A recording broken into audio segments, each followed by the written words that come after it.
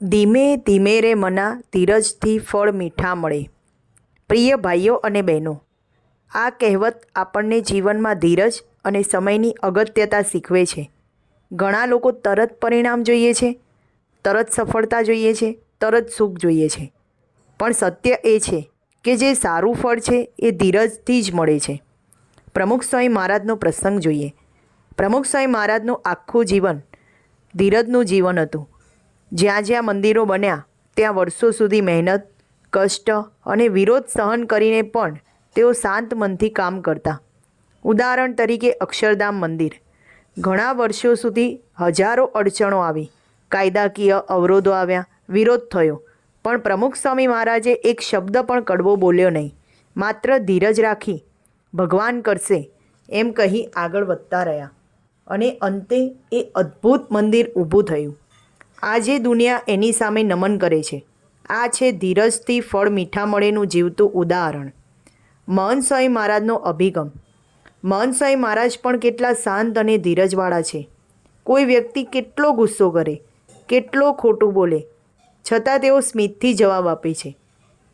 તેમની એક વાત યાદ આવે છે, ધીરજ એ જ સેવા છે. કેટલા પણ પ્રશ્નો આવે, પણ જો ધીરજ રાખીએ તો એ પ્રશ્નો જ ઉકેલ બની જાય છે. લૌકિક ઉદાહરણો જોઈએ. એમાંના પહેલા મહાનુભાવ છે મહાત્મા ગાંધી. ગાંધીજીનો સ્વરાજનો સંઘર્ષ 1-2 વર્ષનો નહોતો. દાયકાઓ સુધી ધીરજથી તેઓએ અહિંસાનું પાલન કર્યું. લોકો કહેતા કે આ રીતે સ્વતંત્રતા નહીં મળે, પણ ધીરજ રાખીને આખરે ભારત સ્વતંત્ર થયું. બીજું છે વિજ્ઞાન જગત. થોમસ આલ્વા એડિશન હજારો વખત નિષ્ફળ થયા છતાં ધીરજ ન છોડી.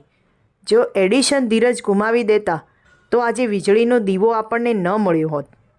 ત્રીજું છે ક્રિકેટ. સચિન તેંડુલકર.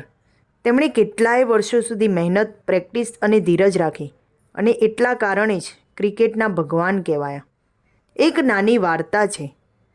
એક વૃક્ષારોપણ કાર્યક્રમમાં બાળક ઝાડ વાવે છે. બીજે દિવસે જ એ દોડીને જાય છે કે મમ્મી, ઝાડ મોટું કેમ નથી થયું? માતા કહે, બેટા, ઝાડને સમય આપવો પડે, પાણી આપ, રક્ષા કર, ધીરજ રાખ, પછી એ મોટું થઈને તને છાંયો અને ફળ આપશે. જીવનમાં પણ આમ જ છે. તરત પરિણામ નહીં મળે, પણ ધીરજ રાખશો તો જીવનમાં મીઠા ફળ જરૂર મળશે. પ્રેરણાદાયક સારાંશ. આપણા જીવનમાં પરિવાર, સમાજ કે વ્યવસાય હોય, ધીરજ ગુમાવશો તો કામ અધૂરું રહી જશે અને ધીરજ રાખશો તો કામ પૂર્ણ થશે. પ્રમુખ સ્વામી મહારાજે જીવનભર ધીરજ વાવી. મહંત સ્વામી મહારાજે ધીરજથી સેવા કરી અને લાખો લોકોને શાંતિનો માર્ગ બતાવ્યો. તેથી આપણે પણ રોજ આ કહેવત યાદ રાખવી જોઈએ. ધીરે ધીરે રે મના ધીરજથી ફળ મીઠા મળે.